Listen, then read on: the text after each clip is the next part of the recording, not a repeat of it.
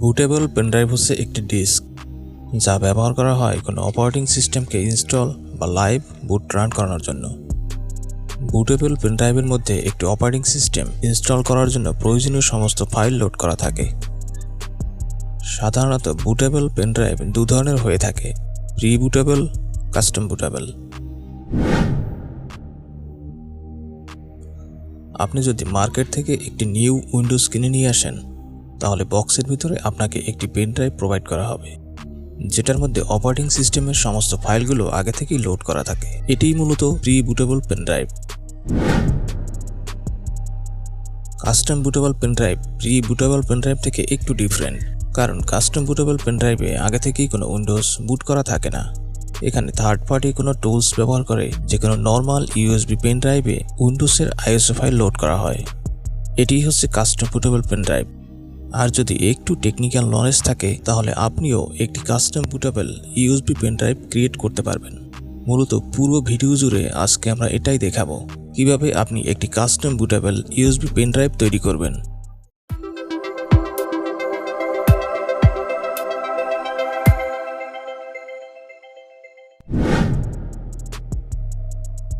প্রথমেই যে কোনো একটি ব্রাউজার ওপেন করে নিন।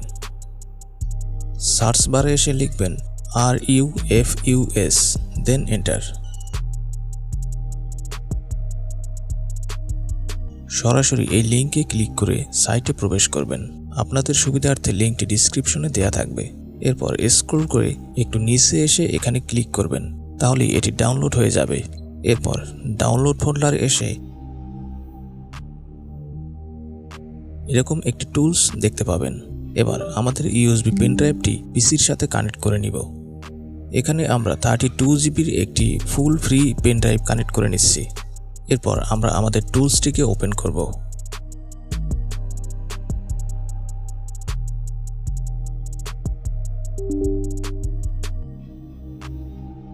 দেন সিলেক্ট অপশন থেকে আমরা এর আগে উইন্ডোজের যে আইএসও ফাইলটি ডাউনলোড করেছিলাম সেটিকে সিলেক্ট করে দিব।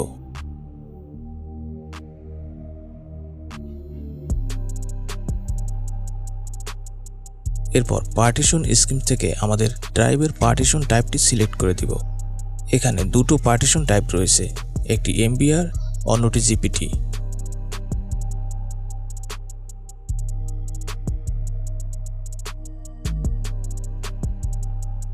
কথা হচ্ছে আপনার ড্রাইভের পার্টিশন টাইপটি MBR নাকি GPT অবস্থায় আছে সেটি কিভাবে চেক করবেন।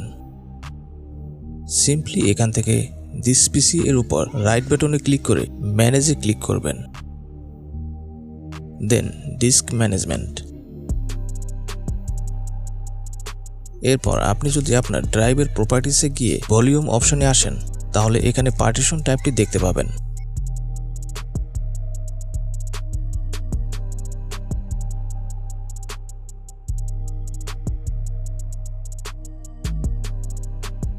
দেন এখান থেকে স্টার্টে ক্লিক করে ওয়ার্নিংগুলো ওকে করে দিব।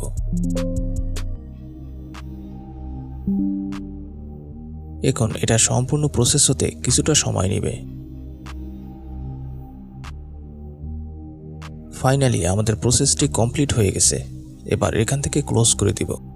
দেখতে পাচ্ছেন আমাদের ইউএসবি পেন ড্রাইভটি বুটেবল হয়ে গেছে। একটি পেন ড্রাইভকে বুটেবল করার পর পেন ড্রাইভের মধ্যে বুটেবল করা অপারেটিং সিস্টেমকে পিসিতে ইনস্টলের জন্য প্রথমেই আপনার কম্পিউটারটিকে অফ করে নিন। দেন বুটেবল ইউএসবি ড্রাইভটি কম্পিউটারের সাথে কানেক্ট করে কম্পিউটারটি পুনরায় অন করুন। অন করার পর মনিটরে লাইট আসার সাথে সাথেই বুট মেনু অ্যাক্সেস করে ইউএসবি পেন ড্রাইভটি সিলেক্ট করে অপারেটিং সিস্টেম ইনস্টল করতে পারবেন। তবে এই বুট মেনু অ্যাক্সেস করার প্রসেসটি বিভিন্ন কম্পিউটারের ক্ষেত্রে বিভিন্ন হতে পারে, সেটি নির্ভর করে পিসি ম্যানুফ্যাকচারার কোম্পানির উপর। আপনাদের সুবিধার্থে আমরা ভিডিওর শেষে ব্র্যান্ড ভেদে কম্পিউটারের বুট মেনু অ্যাক্সেস করার জন্য কিছু শর্টকাট কি স্ক্রিনে দিয়ে দিব, চাইলে দেখে নিতে পারেন।